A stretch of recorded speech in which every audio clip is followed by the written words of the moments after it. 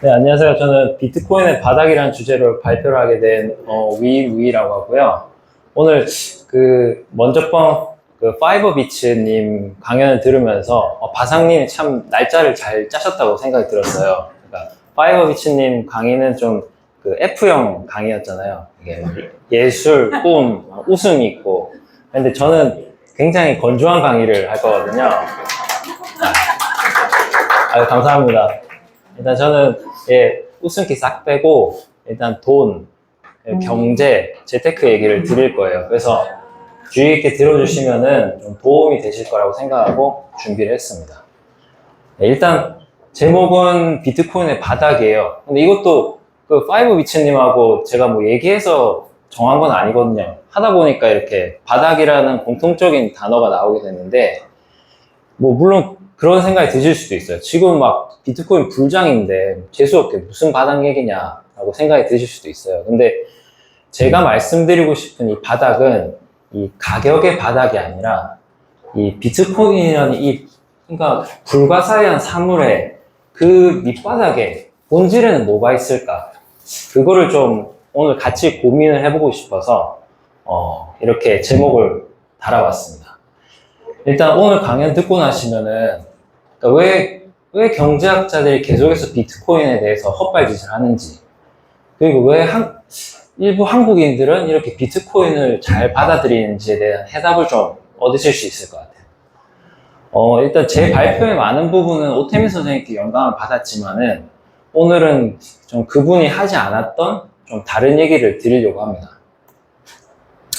그리고 나서 25년부터 시작되는 가상자산 소득 과세에 대한 정리를 드리려고 해요. 사실 아마 많은 분들이 이 뒷부분에 더 관심이 많으실 것 같은데 일단은 제가 하고 싶은 얘기를 먼저 들어주셔야지 이 뒷얘기도 들으실 수 있어요. 그러니까 저희 모비커들은 그거 알잖아요. 이렇게 무언가를 얻을 때 비용을 얻어야 가치를 갖는 거. 그러니까 앞 내용이 좀 약간 어려우시더라도 끝까지 주의 있게 들어주시면 감사하겠고요. 일단 뭐 제 소개를 좀 드릴게요. 일단 위무이는 이건 이제 제 닉네임인데 이게 제가 뭐 유튜브에는 좀 실명으로 나가기가 그래서 일단 닉네임을 정해봤어요. 이거는 이제 제가 좋아하는 책인 도덕경에서 갖고 온 얘기인데, 그러니까 하지 않음을 한다는 얘기거든요. 약간 뭐 쉬운 말로 표현하면은 비워낸다라고 생각을 하시면 됩니다. 이게 뭐 비단 투자뿐만 아니라 청소를 할 때나 우리 생활할 때 이렇게 비워내는 게 제일 어렵더라고요. 그래서 좀 저 자신에게 하는 다짐으로 이렇게 정해봤고요. 일단 맞습니다. 제가 회계사 자격증은 있어요. 근데 정확히 말하면 현직 회계사는 아닙니다. 저는 이제 시험 합격하고 법인은 따로 안 갔거든요. 이게 오태민 선생님도 말씀을 하시는 게 관리자는 이게 너무 창의적이면 안 된다는 말씀을 하세요. 근데 제 생각에 저는 관리자를 하기엔 좀 너무 창의적이었던 것 같습니다. 그래서 이게 제가 이제 회계 공부를 하면서 든 생각이 이거 AI가 발전하면은 이거 금방 없어지는 거 아닌가라는 생각이 들었어요. 그래서 그러면 나는 이거 회계사 하면 안 되겠는데라는 생각을 했는데 물론 지금 와서 생각해보면 약간 좀 성급했다라는 생각이 들긴 합니다. 근데 아까 파이브이츠님 보여준 강의에서 강의실에 이렇게 연기 들어오는 실험 있잖아요. 거기서 뛰쳐나가는 한 명 있으면 아마 저가 될 거예요.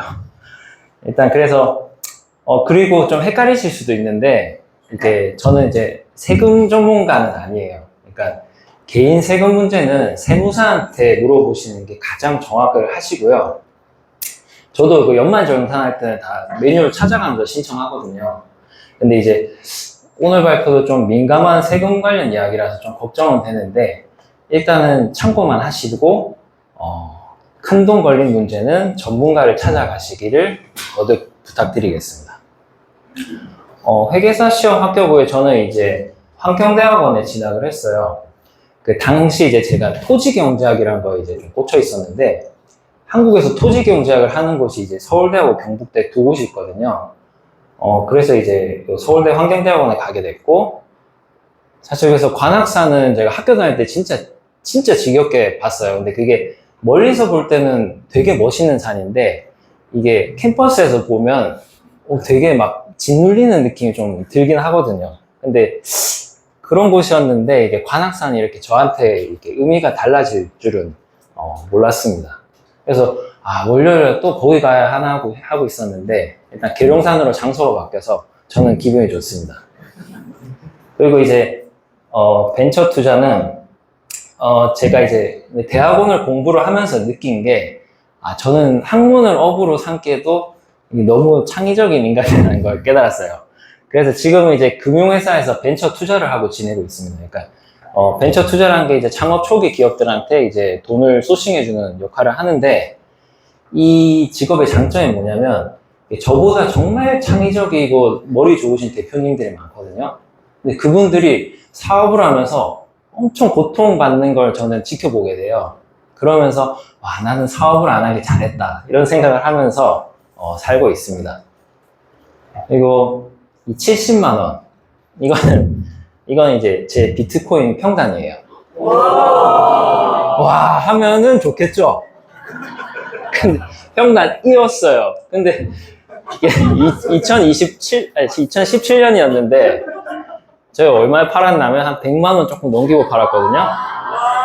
근데 저는 그때 팔면서도 제가 투자 천재인 줄 알았어요. 근데 이제 이게 그러고 나서 다들 아시겠지만 이게 가격이 한 2천만 원까지 올라갔거든요. 근데 그걸 지켜보는 그 심정은 진짜 말로 표현할 수가 없습니다. 그래서 사실 그 후로부터는 이 비트코인만 보면 너무 마음이 아파가지고 거의 무시를 하면서 지내고 있었어요. 근데 그러다가 우연히 이제 오태민 선생님의 강의를 듣게 되고 여기 이 자리까지 오게 됐습니다. 그리고 예비 아빠는 이제 제가 한 달 뒤면은 제 딸아이가 이제 세상에 태어납니다. 이거 한번 박수 좀. 지금 엄청 떨리고 되게 어제도 막 육아책 읽으면서 이거 어떻게 해야 되지 이렇게 걱정을 하면서 왔어요. 제가 아마 이제 회랑아파 최초로 이제 우리 토닥토닥 프로젝트 수혜자가 될 것 같은데 참 이게 뭔가 이게 모비 프로젝트와 저와의 만남이 참 운명이 아닌가 이런 생각이 듭니다. 어쨌든 뭐 육아 팁 아시는 거 있으면 많이 알려주시면 감사하겠습니다. 일단 이제 그러면 제 소개는 이 정도 하고 이제 비트코인 얘기를 본격적으로 해보겠습니다. 자, 이야기 하나를 들려드릴게요. 어느 날 자고 일어나니까 하늘에 이렇게 하얀 점 하나 떠 있습니다. 처음에는 저게 별인가? 아니면 인공위성인가? 이런 생각을 하는데 나중에 보니까 그 점이 점점 커져요. 그러니까 나중에는 이제 사람들이 뒤늦게 난리가 난 거죠. 근데 할 수 있는 게 없어요. 왜냐면 저 점이 알고 보니까 홀로그램이라서 눈에 보이긴 하는데 잡히지가 않거든요. 그래서 뭐 우주선을 내려보낼 수도 없고 미사일을 쏴도 아무 미동이 없어요. 근데 막 권력자들은 막 화가 나가지고 저 무험한 것을 금지하라고 저거 쳐다보는 사람들 다 감옥에 보내겠다고 하는데 뭐 이미 하늘에 있는 거를 뭐 어떻게 하겠어요? 이쯤 하면 눈치채셨겠지만 저 하늘의 달이 제가 보는 비트코인의 이미지입니다.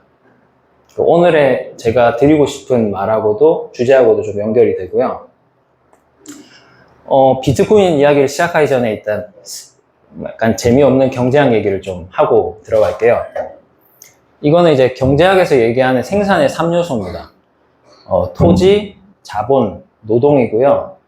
근데 사실 뭐 경제학 입문책 보면은 한 1, 2단원쯤에 잠깐 나오고 지나치는 얘기일 거예요.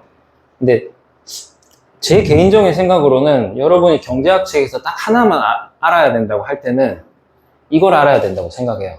이게 여러분이 이것만 제대로 알아도 현실 경제를 이해하는데 엄청나게 유용하거든요. 특히 이제 재테크 하시는데도 도움이 되실 겁니다. 그래서 오늘은 일단 이 3요소부터 살펴보면서 비트코인 얘기를 드릴게요. 일단 먼저 질문 하나 드리겠습니다. 그러면 비트코인은 이 세 개 중에 어디에 해당할까요? 당연히 자본이 아닌가 하는 생각이 드실 거죠. 토지도 아니고 노동도 아니면 당연히 자본이 아닌가 생각이 드실 텐데, 제가 오늘 드리고 싶은 말은 비트코인은 토지입니다. 그래, 뭐, 오케이. 그러면 100번 양보해서 토지라고 치자. 근데 뭐, 그게 무슨 의미가 있어? 라는 생각이 드실 거예요. 그런데 비트코인을 자본으로 보는지 토지로 보는지는 이 비트코인을 보는 결정적인 시각의 차이를 만들어내게 되고요. 왜 경제학자들이 계속해서 비트코인에 대해서 헛발짓을 하는지를 여기서 좀 힌트를 얻으실 수 있습니다. 그렇기 때문에 우리가 비트코인을 이야기할 때도 이 부분을 분명히 짚고 넘어가야 됩니다. 그럼 먼저 자본 이야기부터 드릴게요. 그 자본이 뭔가요? 이 자본이라는 건 참 미스테리하거든요. 우리가 뭐 자본가니 자본주의라는 말을 쓰는데 정작 자본이 뭐라고 생각하세요? 라고 물어보면은 대답하기가 굉장히 애매합니다. 제가 어릴 때 이거 일요일마다 디즈니 만화동산에서 이 만화를 해줬거든요. 이 캐릭터는 이제 스크루지 맥덕이라는 캐릭터인데 이 도날드 덕의 삼촌이에요. 근데 이제 엄청 부자인데 완전 구두쇠고 이 맥덕의 이제 취미가 수영이에요. 근데 이제 서민들처럼 물에서 하는 수영이 아니고 자기 집 이렇게 금고에서 황금동전 사이에서 수영을 하는 모습이 제가 어릴 때는 굉장히 인상 깊게 다가왔거든요. 근데 이제 우리가 흔히 이제 뭐 자본가라고 생각을 하면은 이런 이미지를 떠올리실 수도 있어요. 근데 사실 이 스크루지는 자본가는 가장 거리가 먼 존재입니다. 사실 우리 스크루지 영감이라는 그 소설이 나온 것도 그런 자본가와 거리가 먼 사람들을 좀 비판하기 위해서 쓰여진 책이거든요. 이게 왜 그러냐면은 자본이라는 것은 재투자가 돼야 됩니다. 그러니까 끊임없이 흘러야 자본으로서 의미를 가지는 건데 이렇게 금고에 쌓아만 나서는 자본이 될 수가 없어요. 그러니까 스크루지는 자산가지 자본가는 아닌 겁니다. 그럼 이제 무엇이 자산가로 하여금 자본가가 되게 하는가라는 질문이 떠오릅니다. 많은 경제학자들은 소유권의 확립을 그 시작으로 봐요. 생각해보면 투자란 거는 내가 가진 돈을 남한테 빌려주는 거잖아요. 그러면은 내가 이 동전을 손에 들고 있지 않더라도 내 것임을 인정받을 수 있어야 됩니다. 근데 받은 사람이 그 투자를 받고 나서 아까 테헤란로의 그런 코인들처럼 입을 싹 닦아버리면은 다음부터는 절대 돈을 안 빌려주겠죠. 그렇기 때문에 이제 아까 말한 소유권의 확립을 이야기하는 건데 이거는 절대왕권 시대의 국왕도 마찬가지로 적용되는 법칙이에요. 이건 이제 스페인 국왕이 이제 유대인들을 쫓아내기 전에 이렇게 만나는 장면인데 이게 자본을 마음대로 다루다가 이게 국력이 기울고 패권을 넘긴 사례가 굉장히 많습니다. 이거는 이제 대항해 시대 스페인 국왕도 마찬가지였고요. 이런 짓들을 반복하다가 유대 자본들이 네덜란드와 영국으로 다 떠나버립니다. 그래서 결국은 이제 해상함대를 유지하기가 힘들어져요. 왜냐하면 해상함대라는 거는 예나 지금이나 엄청난 유지비가 들거든요. 그렇기 때문에 자유로운 자본의 뒷받침이 없으면 있을 수가 없습니다. 그래서 미국이 그렇게 전 세계적으로 자본을 끊임없이 순환시키기 위해 노력을 하는 거고요. 근데 이제 아이러니하게도 이 스페인에 비해서 영국하고 네덜란드는 국왕의 권력이 굉장히 약했어요. 그렇기 때문에 오히려 이제 소유권을 지킬 수가 있었고 이런 자본주의의 요람이 될 수 있었습니다. 이거는 에르난도 데소토의 자본의 미스테리인데요. 여기 이 자본의 미스테리 얘기도 이제 같은 맥락입니다. 그러니까 가난한 나라가 가난한 것은 결코 그 사람들이 재산이 없어서가 아닙니다. 그보다는 그 재산을 자본으로 변화시킬 수 없기 때문에 가난한 거란 얘기를 하거든요. 그러니까 국가의 부유함은 단순히 가지고 있는 재산으로 결정이 되는 것이 아니라 그 재산을 자본으로 어떻게 순환을 시킬 수 있는지 그 인프라가 중요하다는 얘기를 하고 있는 책입니다. 그래서 그 인프라에는 이제 사회가 운영하는 법률, 제도, 신용 이런 이제 눈에 보이지 않는 많은 것들이 들어가요. 그러니까 이렇게 인간이 만든 무형의 것들이 기반이 돼야지 자본은 생겨날 수 있습니다. 자, 이거는 인류 최초의 이름이 기록된 가장 오래된 정토판인데, 이 정토판에 쓰인 이름의 직업 혹시 아시나요? 이 직업이 국왕도 아니고 장군도 아니고 신관도 아니고 시인도 아니에요. 회계사입니다. 이게 이제 저도 정확히 내용은 모르겠는데 밀을 얼마를 빌렸다 하는 이제 거래 영수증 같은 거예요. 여기 이제 쿠심이라는 사람이 이름이 쓰여져 있는데, 이 사람은 빚쟁이가 아니고 이 사람이 이름이 쓰인 기록도 정토판이 여러 개가 보이거든요. 그러니까 이 사람이 인증하면은 이 정토판은 믿을만 했다는 겁니다. 그러니까 아마 거래를 승인해 주거나 중재해 주는 사람으로 보이고, 그 도시에서 가장 힘이 세거나 혹은 가장 믿을 만한 사람이었을 겁니다. 이렇게 이제 신뢰가 있는 제3자가 인정한 기록이 자본을 만들어가는 핵심 요소고요. 여기서 재테크 얘기 하나 드릴게요. 여러분이 주식 투자를 하실 때도 신뢰라는 키워드로 보시면은 많은 힌트를 얻으실 수 있어요. 요 중고거래를 한번 예를 들어볼게요. 우리나라에서 가장 많은 사용자가 가장 큰 거래액을 가지고 있는 중고거래 플랫폼은 중고나라입니다. 2021년 기준인데 기업 가치가 1,500억 원이었어요. 그럼 2등인 당근마켓의 기업 가치는 얼마였을까요? 3조 원이었습니다. 근데 말이 안 되잖아요. 숫자로 보면은 당연히 2등 업체고 사용자 수도 적은데 어떻게 중고나라보다 20배 더 기업 가치를 인정받을 수 있나? 근데 그거를 신뢰자본이라는 개념을 들어가면 이해가 되실 거예요. 다들 오늘도 평화로운 중고나라라는 그런 글들 아시죠? 시리즈. 막 돈을 보냈더니 판매자는 갑자기 없어지고 택배를 받았는데 안에 벽돌 들어있고 이런 얘기들이 엄청 많아요. 근데 그게 실제로 그렇게 많지 않을 수도 있는데, 우리한테는 중고나라는 그렇게 내가 안심하고 거래할 수 있는 데가 아니다. 저거는 막 내가 돈을 뜯길 각오를 하면서 해야 되는구나라는 생각을 합니다. 근데 그에 비해 당근마켓은 어때요? 우리 동네에서 내가 최소한 얼굴을 보고 물건을 보고 거래를 하잖아요. 그리고 그 매너 온도라는 게 있어요. 그걸 보면은 이 사람은 그래도 좀 괜찮은 사람이다라는 걸 알 수 있거든요.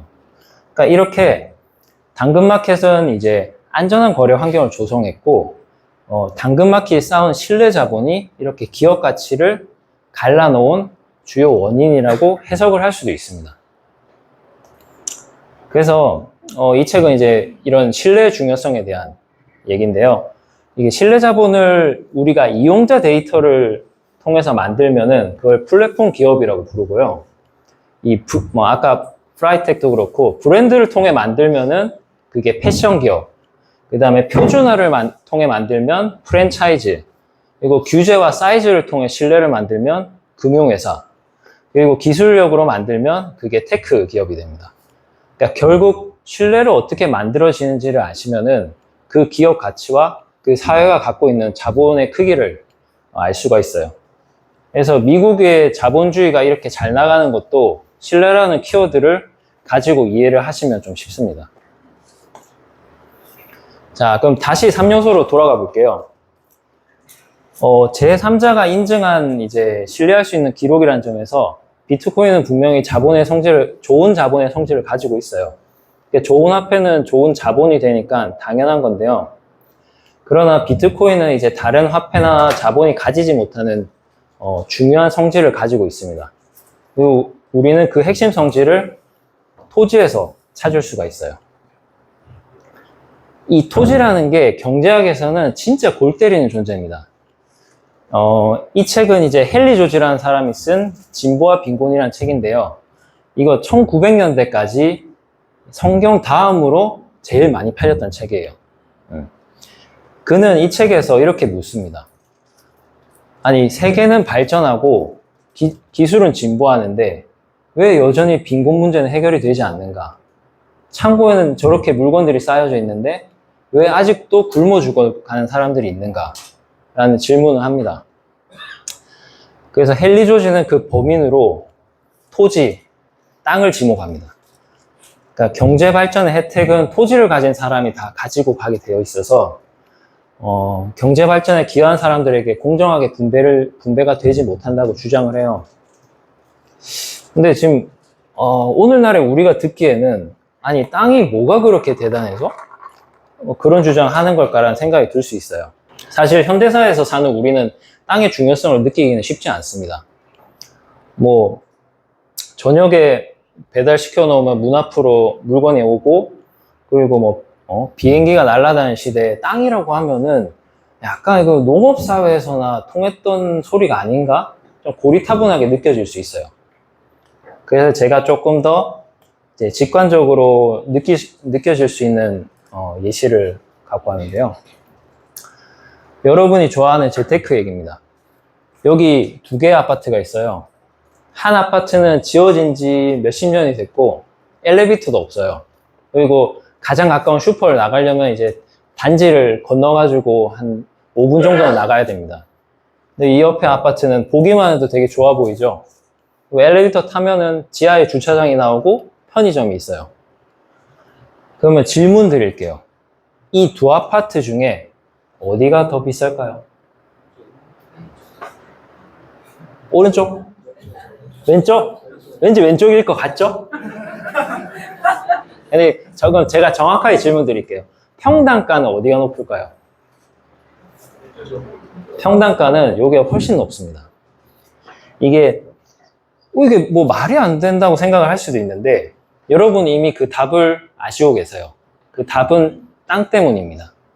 이게 전문용어로는 대지지분이라고 하는데요. 이게 부동산의 가치는 뭐 외관이나 시설이 중요한 게 아니고 이 한 집에 얼마나의 땅이 딸려 있는가가 좌우하거든요. 그래서 사실 부동산 투자를 잘 하시는 분들은 알고 있어요. 부동산 투자의 꽃은 토지다. 그렇기 때문에 그런 거 있잖아요. 왜 주상복합이 부동산 투자로서 좋지 않은가? 뭐 창문이 열리지 않아서 그런 거 아닙니다. 주상복합은 너무 층수가 높기 때문에 땅이 없어요, 그 안에. 그렇기 때문에 가치 상승이 그렇게 많지가 않은 겁니다. 그래서 이런 거를 한국인들은 이미 이 생활 속에서 다 느끼고 있어요. 그러면 뭐가 그렇게 땅을 특별하게 만들까라는 생각이 드실 수 있어요. 이게 땅이 가진 특별한 속성이 있는데요. 일단 첫 번째로 땅은 썩지 않습니다. 2번째로 땅은 만들어낼 수가 없어요. 그리고 3번째로 땅은 옮길 수가 없습니다. 그래서 토지는 이제 경제학으로 표현을 하면은 완벽하게 공급 독점적인 성향을 지니는데 그냥 뭐 쉽게 말해서 이게 시장에만 맡겨놓을 경우에는 이게 효율적인 분배가 안 되는 자산이에요. 근데 그거를 우리는 시장에서 거래를 하기 때문에 여러 가지 이런 부작용을 낳고 있습니다. 일단 그래서 그 토지와 비트코인의 공통점을 이러한 점에서도 얘기할 수 있어요. 일단 비트코인은 디지털 자산이니까 썩지가 않죠? 그 다음에 2100만 개로 공급량이 고정이 돼 있어요. 근데 이제 제 생각에는 그 부분은 좀 약간 지역적인 문제인 것 같아요. 그러니까 우리가 생각하는 비트코인의 공급량이라는 게 앞으로 절대 불변하는 게 아니거든요. 그러니까 합의만 있다면은 바뀔 수는 있어요. 그 다음에 비트코인은 레이어 구조이기 때문에 이 비트코인 위에 다른 레이어들이 얹혀지면은 얼마든지 인플레 자산처럼 기능을 하기도 합니다. 약간 의문점이 들 수 있는데 이건 좀 나중에 얘기를 하기도 하고요. 어쨌든 제가 드리고 싶은 말은 이 공급량 고정이란 거는 비트코인에서 그렇게 저는 중요하게 보지 않습니다.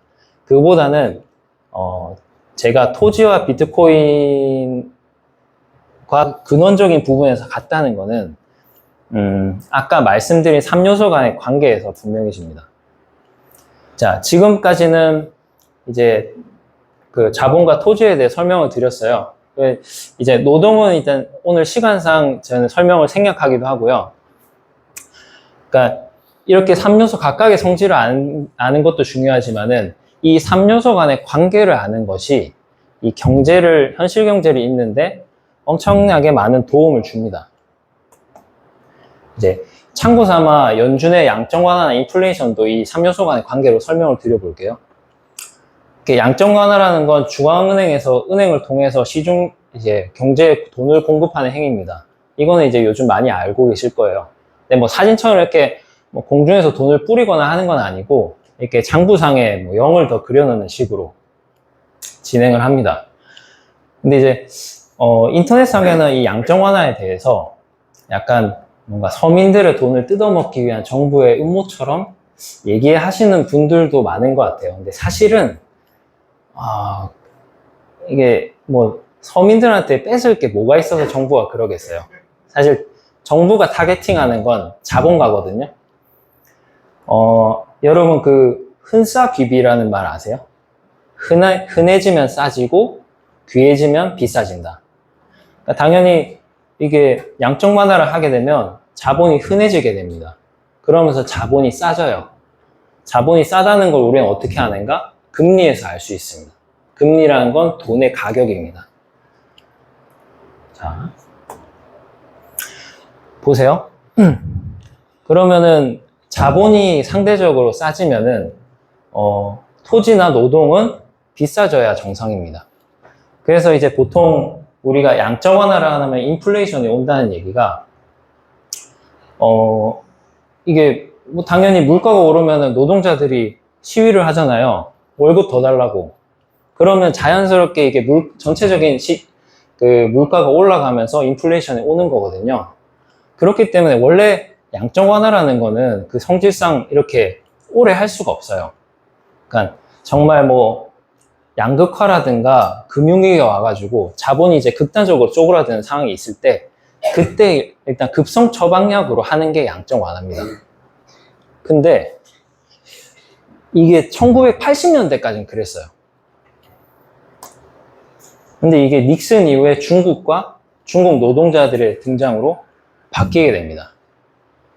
이 외부에서 계속 노동자들이 공급이 되니까 아무리 돈이 풀어도 이 노동의 가격이 안 올라가는 거예요. 아니 노동자들이 월급 올라갔다고 시위한다고 하면 사장이 그래? 그럼 나 중국으로 갈래. 공장 옮겨버릴래. 이렇게 나오거든요. 그렇기 때문에 이 노조 조직률은 계속해서 떨어지고 여러분들의 월급은 변함이 없는 겁니다. 실제로 노동자 실질 급여가 90년대 이후로 변동이 없어요. 대신에 이제 중국에서 이렇게 싼 공산품이 들어오니까 이제 우리 장바구니 물가는 그렇게 크게 안 변했거든요. 그러니까 우리는 이제 참고 버틸 수 있던 겁니다. 근데 경제학자들은 이런 외부 노동력의 공급을 생각하지 않고 야 이제 인플레이션은 없다. 이제 경제 뉴노멀이 시작됐다. 라고 막 그렇게 주장을 하는 사람들이 나타나긴 했어요. 심지어는 이제 정부에서 이제 돈을 아무리 뿌려도 괜찮아. 우리 가난한 사람들 위해 막 돈을 찍어내자라는 말을 하는 정치인이나 경제학자들도 나오기 시작합니다. 근데 아까 말했지만 노동은 외국에서 공급이 됐는데 땅은 옮겨지지가 않잖아요. 그러면은 지금 자본과 노동은 계속 약해지는데 토지 혼자만 엄청나게 강해집니다. 그래서 이게 우리가 근 20년간 목격한 전 세계적인 부동산 폭등의 원인이에요. 이게 한국만 이런 게 아니고요. 뭐 미국, 캐나다, 유럽, 중국, 우리가 아는 나라들은 모두 다 겪었던 일입니다. 이게 오히려 한국은 그나마 잘 정책적으로 많이 막아왔던 곳에 해당을 해요. 그러나 이제 전 세계적인 추세를 되돌리기엔 역부족이어서 지금 보면 온라인 쇼핑, 배달앱, 메타버스, 재택근무 이런 트렌드들이 이 임대료가 너무 높아서 일어난 일이거든요. 이런 것들이 단순히 기술 발전 때문에 생겨나지는 않습니다. 그런 거시적인 이런 흐름이 있기 때문에 그래서 토지가의 폭등에 대응하기 위한 나름의 반응의 결과였고요.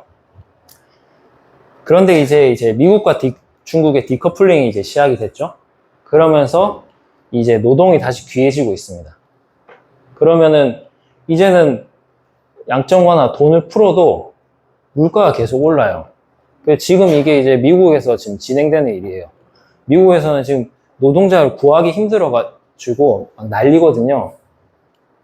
그래서 앞으로 제가 봤을 때는 노동의 가치는 계속 올라갈 것 같아요. 근데 그에 비해서 토지와 자본은 예전처럼 그렇게 뭐 아무 부동산을 사고 아무 주식이나 산다고 막 몇 배씩 오르는 그런 시대는 이제 지나갔다고 생각을 합니다.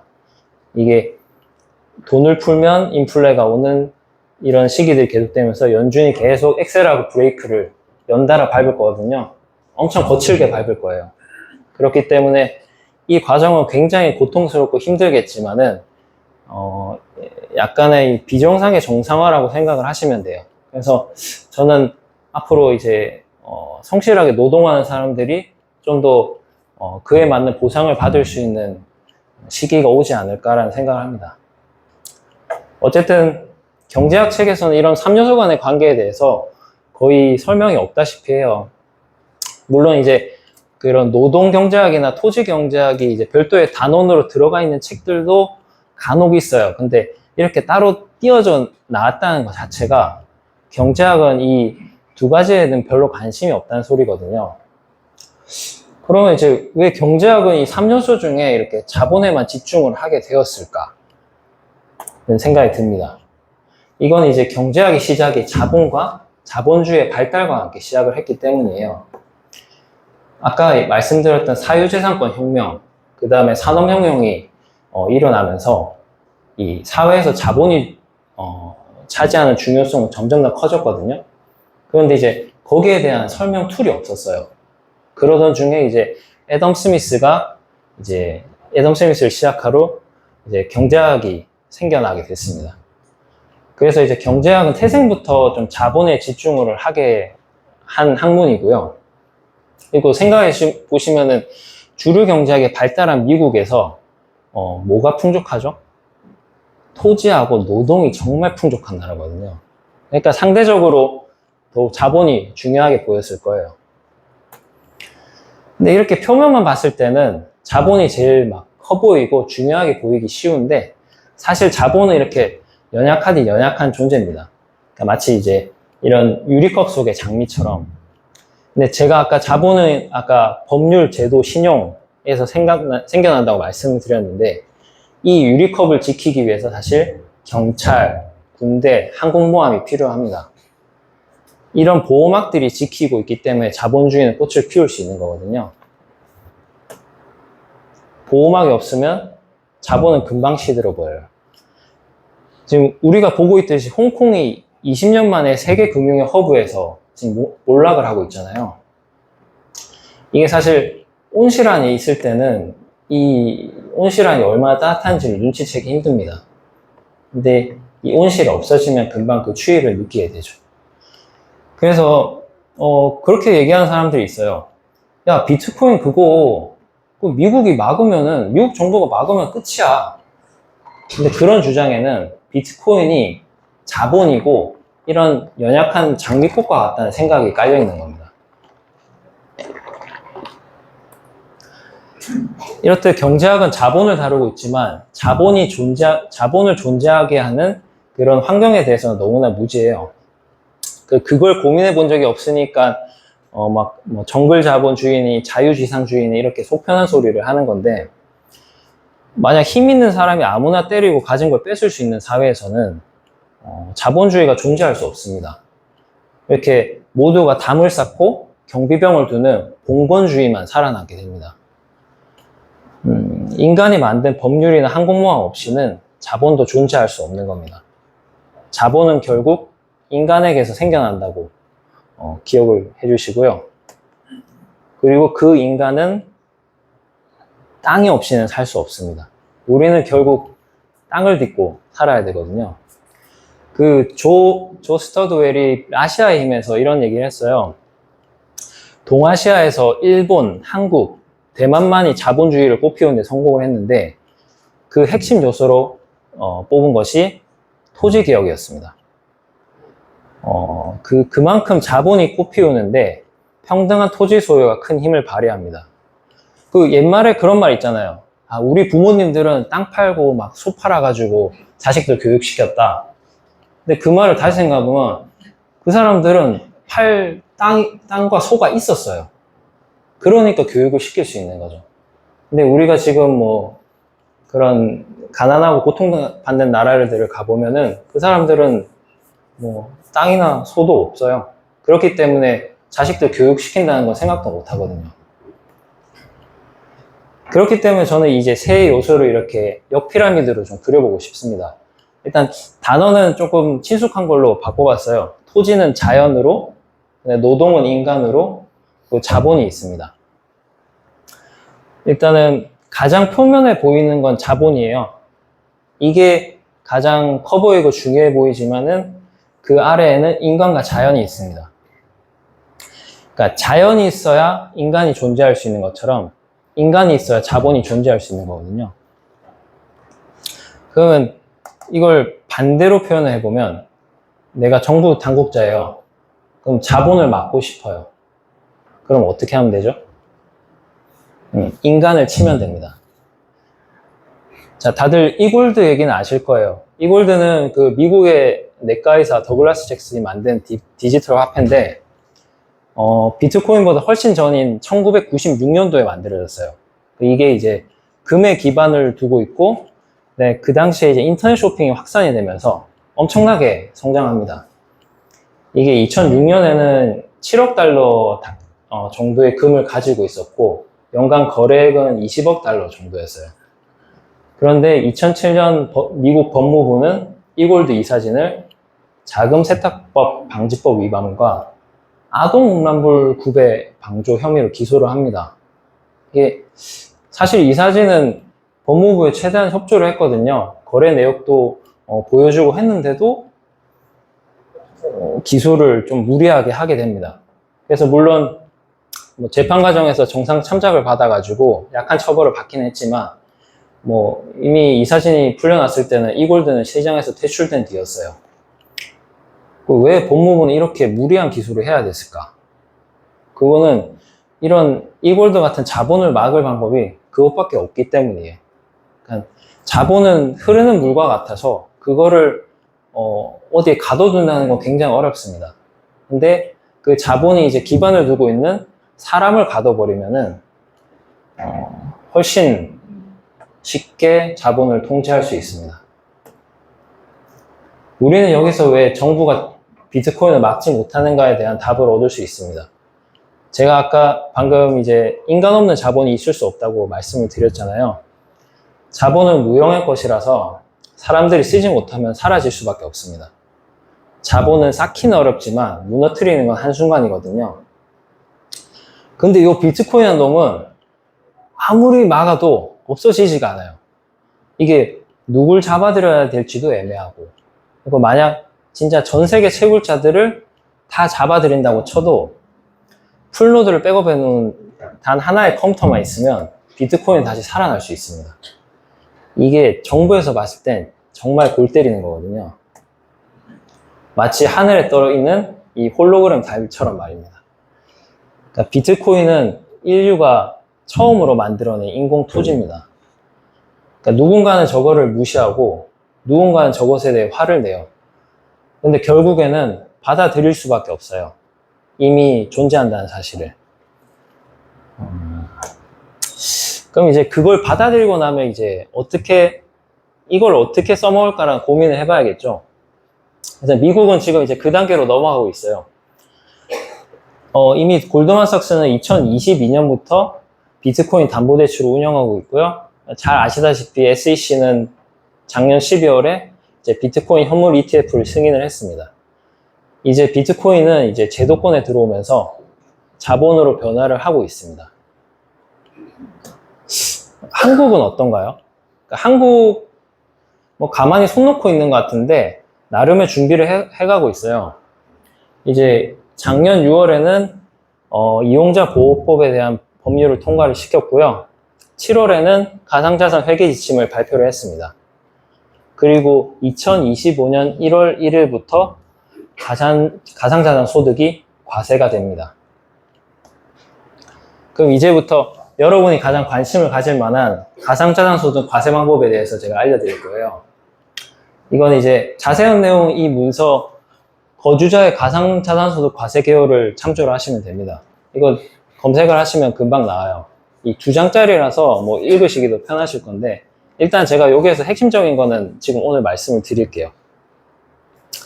이게 이제 이미 22년 12월에 통과됐고 시행이 이제 2년 유예가 돼서 25년부터 시행을 하는 거고요. 지금 막 총선 다가오니까 이걸 다시 유예한다고 뭐 말은 많은데 제가 미국의 상황을 봤을 때는 우리도 제도화를 마냥 미루기는 힘들 것 같습니다. 근데 그러면 이제 이 개인의 입장에서 이런 생각이 들어요. 와, 그럼 이 25년 오기 전에 내가 갖고 있는 거 다 팔아야 되는 거 아니야? 이거 세금 어떻게? 라는 생각이 드실 수 있는데 저는 보면서 국세청이 되게 머리를 잘 썼구나라는 생각을 했어요. 자, 먼저 이거 세액 계산 방법을 보여드릴게요. 이게 세액은 수익 금액에서 취득가액을 빼고 필요경비 기본공제를 제하고 세율을 곱해서 계산이 됩니다. 이거 뭐 계산하기는 어렵지 않아요. 뭐 수익 금액은 당연히 제가 판 금액일 거고요.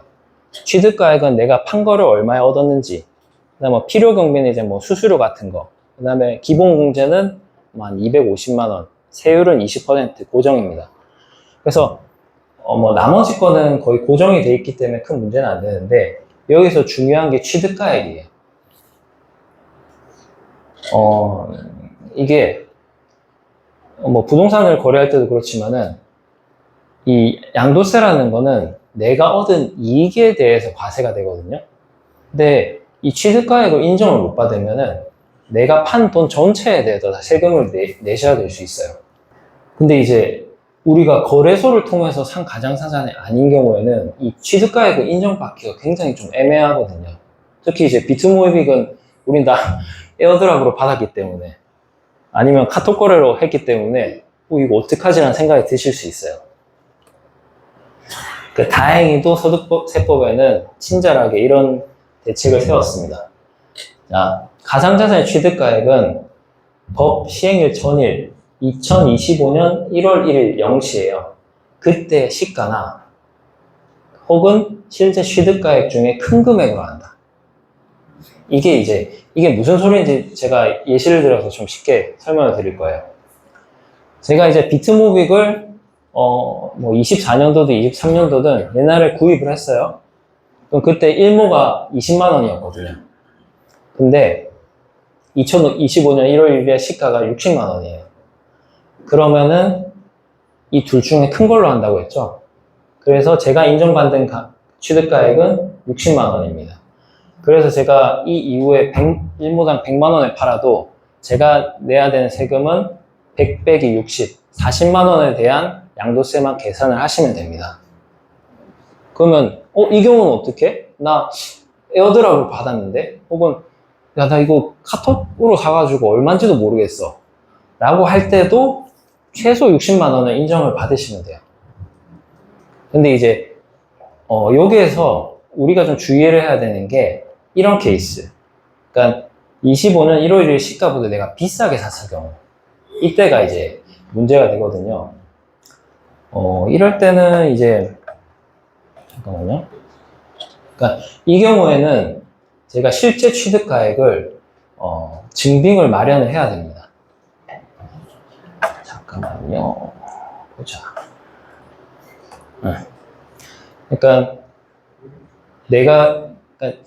이거를 뭐 미리 알 수는 없어요. 내가 지금 산 가격이 뭐 25년 시가보다 비쌀지 안 비쌀지 모르잖아요. 그래서 제 생각에는 한 24년도 하반기 정도부터는 내가 산 가격에 대해서 뭐 카톡 거래 기록을 스캔을 해놓고 계좌 이체 내역, 카톡 대화 내용 등을 다 정리를 해두시는 것을 권장을 드립니다.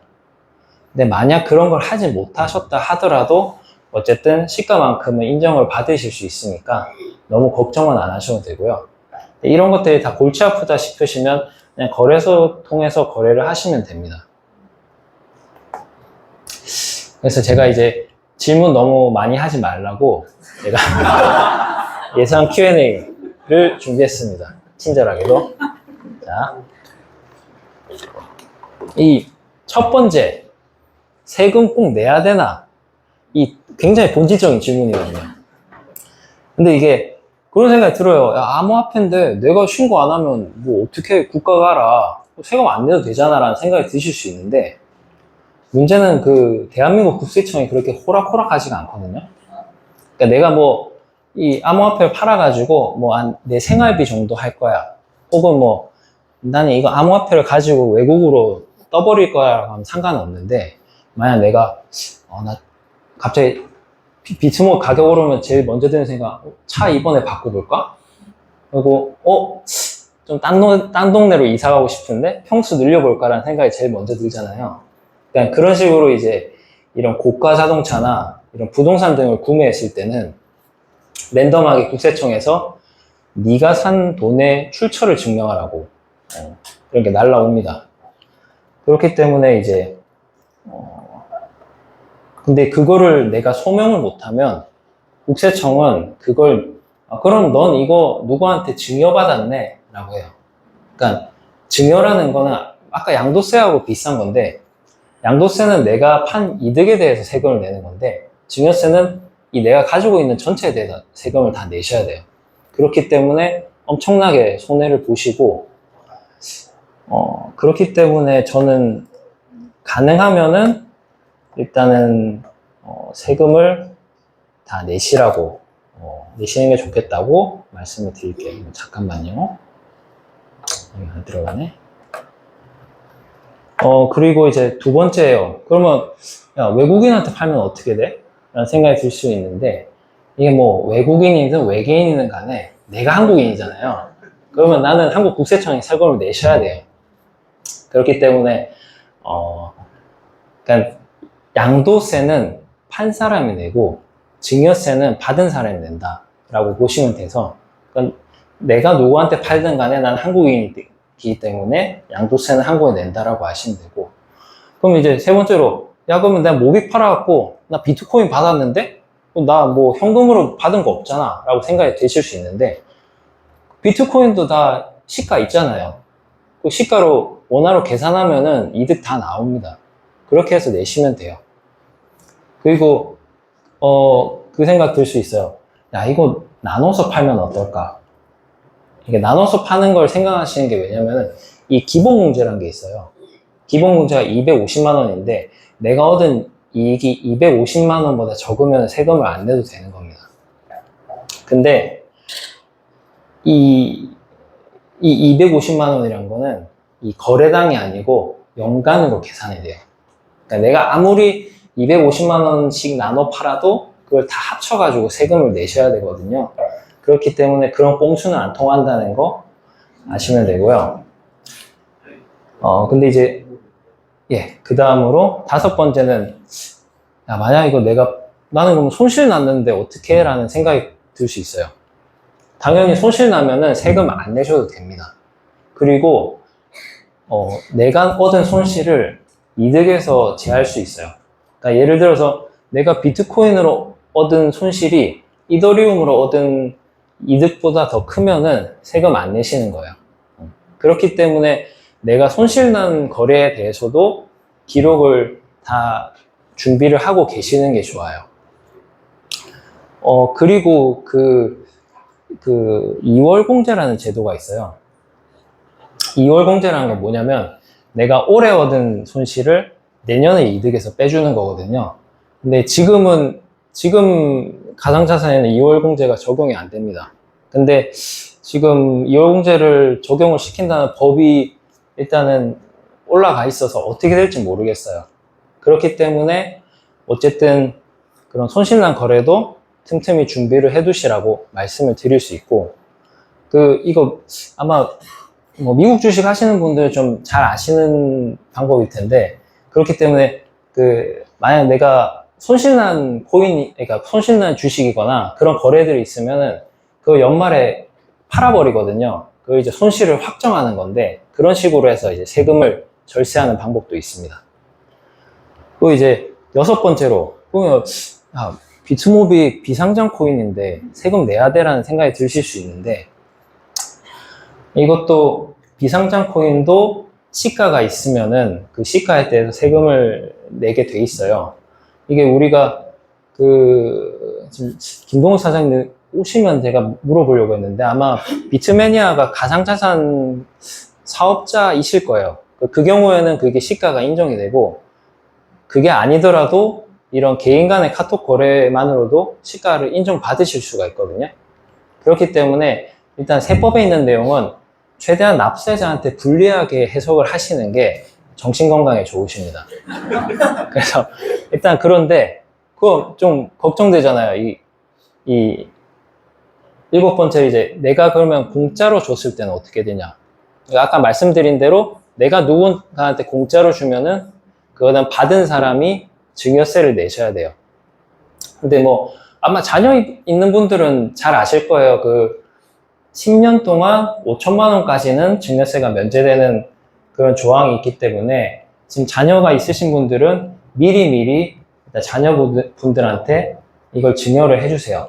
그리고 근데 이게 나하고 자녀와의 거래이기 때문에 증빙을 하기가 어렵잖아요. 그렇기 때문에 그럴 때는 이제 보통 뭐 증여계약서 같은 걸 쓰거든요.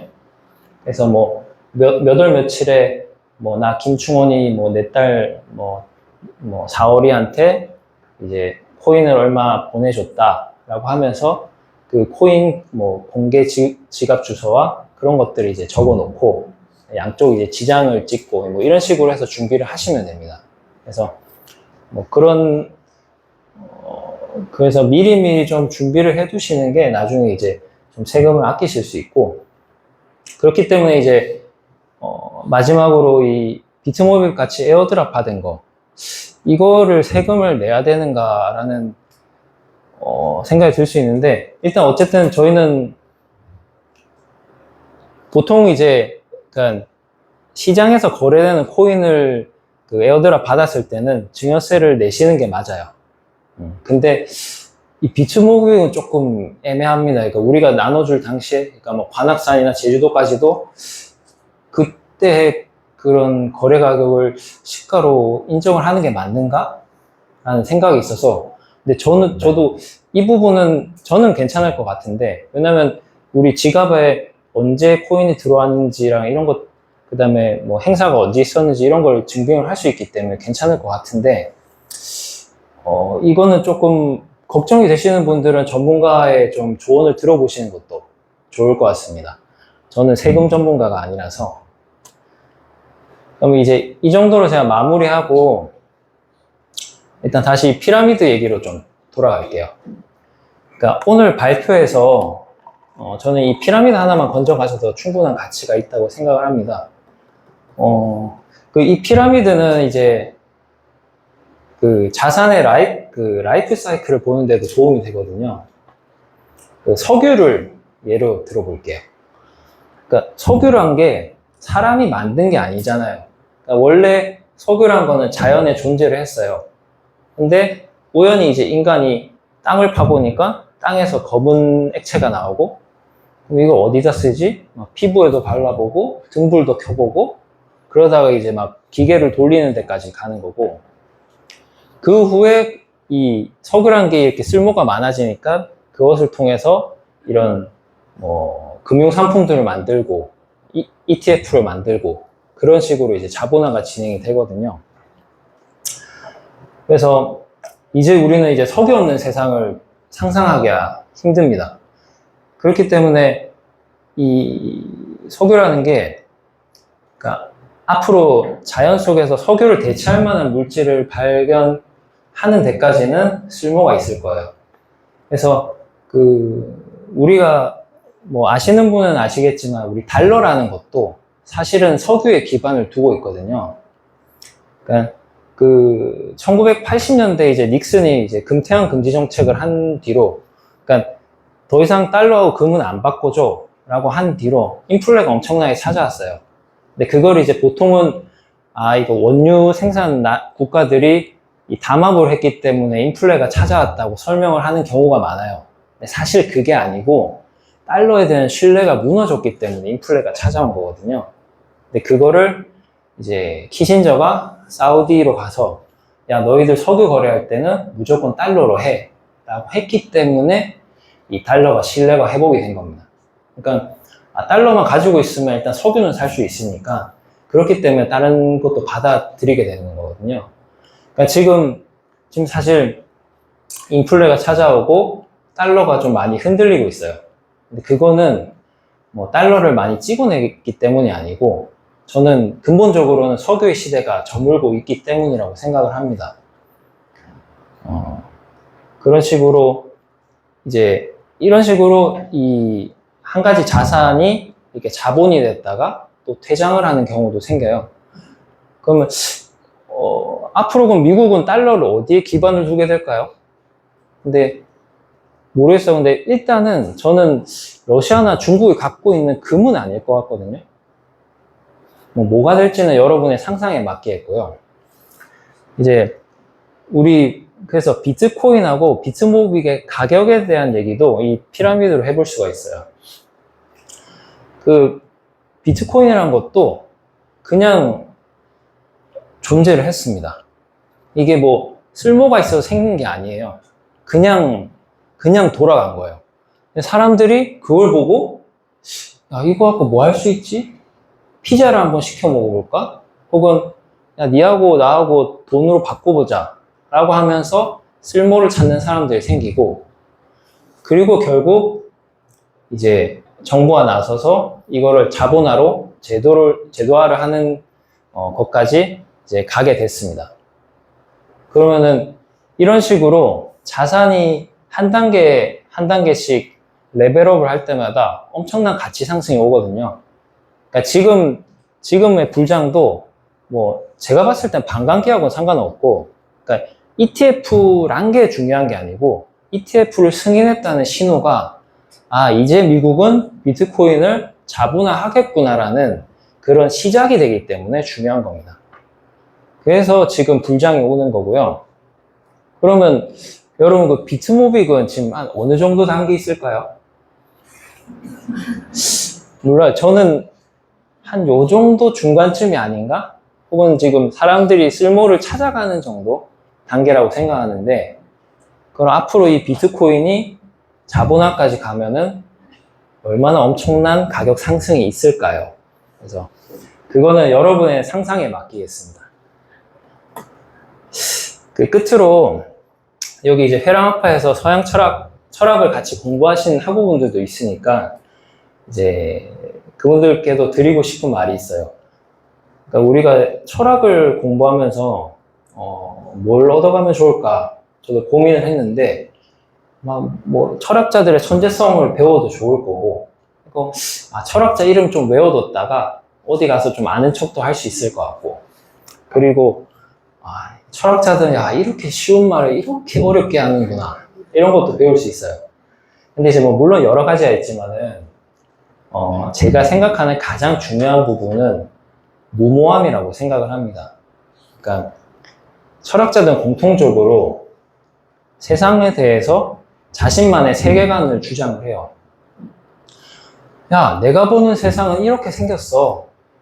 그 세상은 이렇게 구성이 돼 있어. 라는 말을 합니다. 근데 그 말이 맞든 맞지 않든 간에요. 그러니까 사실 우리가 공부해보면서 느꼈지만 철학자들 진짜 이상한 말 많이 하거든요. 말도 안 되는 소리를. 그런데도 그 사람들은 공개적으로 그런 소리를 꾸준히 함으로써 역사책에 이름을 남길 수 있었어요. 그게 저는 보통 사람들하고 다른 점이라고 생각을 하거든요. 이게 그래요. 저도 오늘 저는 이제 여러분들한테 제가 경제를 보는 세계관을 보여드렸어요. 이게 맞을 수도 있고 틀릴 수도 있어요. 이거는 이걸로 설명이 안 되는 것 같은데? 라는 생각이 드실 수도 있습니다. 좋아요. 그게 여러분 자신의 세계관이 되는 거예요. 그러니까 우리가 세상살이가 되게 복잡하고 정신없잖아요. 근데 이런 사회에서 자신만의 세계관이 없으면 이리저리 휘둘리기가 쉽습니다. 그래서 우리가 뭐 SNS나 커뮤니티에서 보는 말들이 다 자기 생각인 줄 알고 착각하기 쉽거든요. 근데 남들이 하는 말을 그대로 하는 거는 앵무새들도 다 할 수 있습니다. 그렇기 때문에 저는 이제 여러분들께도 조금 소박하거나 조금 틀리더라도 여러분들이 갖고 있는 세계관을 같이 이제 공개적으로 많이 말을 해봤으면 좋겠습니다. 그럼 여기서 제 발표를 마치도록 하겠습니다. 감사합니다.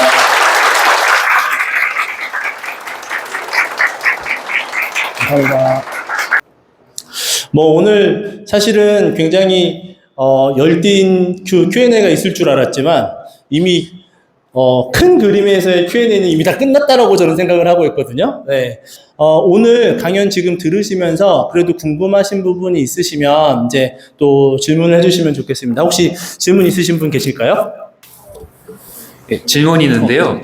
저 같은 경우는 비트코인이나 뭐 비트모빅이나 이제 끊임없이 가격이 올라갈 거라고 생각하는 편이기 때문에 사실 팔 생각이 없어요. 근데 계속 모으고 있는데, 근데 모으고 있던 과정에서 이제 여기 분들은 이제 뭐 자금을 이제 비트코인을 팔아가지고 아파트를 산다든지 이런 생각을 하고 계시는 건데, 저는 좀 궁금한 게 어떤 게 있냐면은 비트코인을 그냥 계속 보유만 하고 있는데 어느 순간 이제 금융기관에서 이제 비트코인 보유를 가지고 담보대출을 해준다고 하면은 만약에 그 담보대출 나온 걸로 집을 사게 되면은 그때는 어떤 식으로 세금이 매겨지는지가 궁금합니다. 담보대출 나오고. 어쨌든 담보대출을 받으실 때도 그거에 대한 출처를 소명을 하셔야 되지 않을까 하는 생각이 드는데요. 그러니까 비트코인 같은 경우에 사실 점유물의 개념에 해당되니까 제가 만약 비트코인을 담보대출을 받는다고 하면 금융기관에 제 비트코인을 의뢰에 맡겨야 되잖아요. 예. 그럼 일시적으로 이제 소유권이 사실은 담보물로서 기능할 땐 저한테 없는 셈이 되는데 네. 그러면 이제 거기서 나오는 이제 담보대출 금액이 그러니까 저는 사실 양도한 게 아닌데 예. 담보물 설정에 의해서 일종의 양도가 돼버린 걸로 계산이 되는지 아니면은 그냥 정말 담보물로서 기능을 하기 때문에 그냥 그 당시에는 그냥 이게 점유물로서만 담보물로서만 기능하기 때문에 그 아까 세금 과세 기준도 양도소득세가 기준인 걸로 보이는데 그럼 제가 아직 소유권은 사실 뭐 계약서 상으로는 점유물이 넘겨가 있긴 하지만은 소유권은 사실은 이제 계약서만 그 계약이 이행이 된다고 하면은 사실 아직도 제 거잖아요. 그러다 보니까 이제 양도소득세가 발생할 수 없는 상태로 보이는데 근데 만약에 비트코인 가격이 지금은 뭐 한 개당 1억 정도의 거래가 되고 있는데 저는 한 몇 년 뒤면 한 10억 원 갈 거라고 봐서 예를 들면은 몇십억에 대한 것이 이제 금융권에다가 맡겨져 있는 상황인데 제가 팔지는 않았어요. 양도를 안 했는데 담보물로서 기능하고 있을 때 국세청에서 그런 것들을 어떻게 볼지를 한번 궁금해가지고 여쭤봅니다. 일단 그 두 가지로 나눠봐야 될 것 같은데 그 말씀하신 것처럼 양도소득세 담보로 했을 때 양도소득세가 발생하지 않는 게 맞는 걸로 알고 있어요. 그러니까 이거 아마 미국에서도 많이 쓰는 방법인데 주식을 그냥 사기만 하고 팔지 않으면 세금이 안 나오는 걸로 저도 알고 있거든요. 근데 이제 대신에 그럴 수 있어요. 그러니까 그걸로 담보대출을 받아 부동산을 샀을 때 국세청에서 그럼 너 담보로 잡은 비트코인은 어떻게 샀어? 라고 그 출처를 소명하라고는 할 수는 있을 것 같아요. 그러니까 이제 비트코인을 산 거래 내역 같은 경우는 좀 갖고 계시는 게 좋을 것 같습니다. 근데 그게 그럼 그 당시에 그 거래 비트코인도 이제 자금 출처 소명이 가능하다면은 예. 제가 담보로 맡긴 상태에서 만약에 집을 구매했다고 하면은 당시에는 세금이 발생되지 않는 거죠, 그러면요. 그렇죠. 아, 네. 네, 그게 맞습니다. 저 20세 이상 자녀에게 증여할 때요. 이상이요? 예, 20세 예. 이상 자녀에게 5천만 원까지 10년 안에 증여가 가능하다고 했을 때, 아, 예. 근데 가상화폐 예. 자산을 1,000만 원 정도 증여를 하고 4천만 원을 현금으로 증여를 만약에 같은 날 증여를 했다라고 했을 때, 네. 그렇게 증여를 해도 상관은 없는 거죠. 예, 뭐 그거는 구성은 상관없습니다. 근데 제가 알기로 그러니까 가족이고 동일인한테 네, 10년 안에 5천만 원으로 네네. 알고 있거든요. 네네. 그거는 상관없을 것 같습니다. 우리 강연자님에게 다시 한번 뜨거운 박수로. 네.